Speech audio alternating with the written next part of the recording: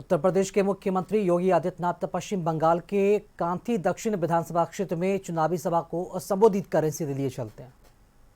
को संकट में ला खड़ा किया है।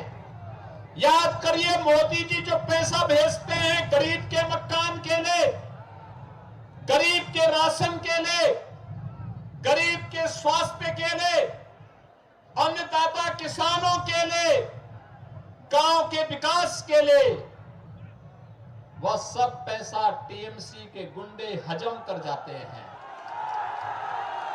वो पैसा ही नहीं पहुंचने देते।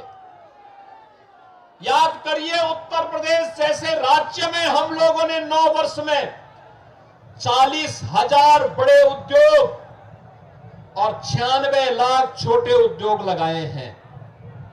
नोट करिए, 96 लाख एमएसएमई यूनिट और 40,000 बड़े उद्योग लगाए हैं। 3 करोड़ नौजवानों को एमएसएमई में, 65 लाख नौजवानों को बड़े उद्योगों में नौकरी मिली है। 9 लाख से अधिक नौजवानों को सरकारी नौकरी दी है। मैं कहता हूं, बंगाल की सरकार, टीएमसी की सरकार बताए उसने 15 वर्षों में कितने बंगाल के नौजवानों को नौकरी दी है, वो नहीं बता सकती।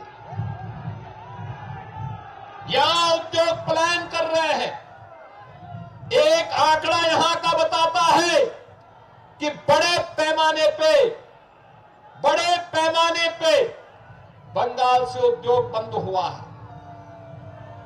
12,000 से अधिक तो एमएसएमई यूनिट यहां की बंद हुई है।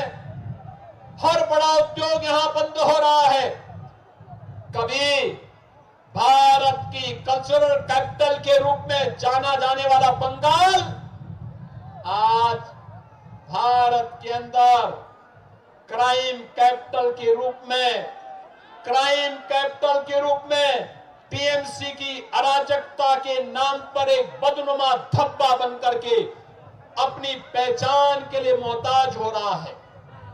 कभी भारत को पहचान देने वाला हमारा बंगाल आज स्वयं पहचान के लिए मोहताज दिखाई दे रहा है।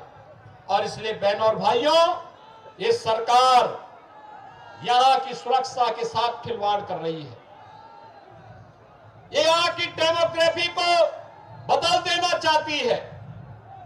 570 किलोमीटर की फेंसिंग की कार्रवाई बांग्लादेश बॉर्डर पर करने के लिए केंद्र सरकार पैसा दी है, लेकिन टीएमसी की सरकार क्लियरेंस नहीं दे रही है, क्योंकि बांग्लादेशी घुसपैठियों को घुसा करके आपके हक पर डकैती डलवाने और बंगाल की डेमोग्राफी को बदलने का काम यहां की टीएमसी की सरकार करना चाहती है।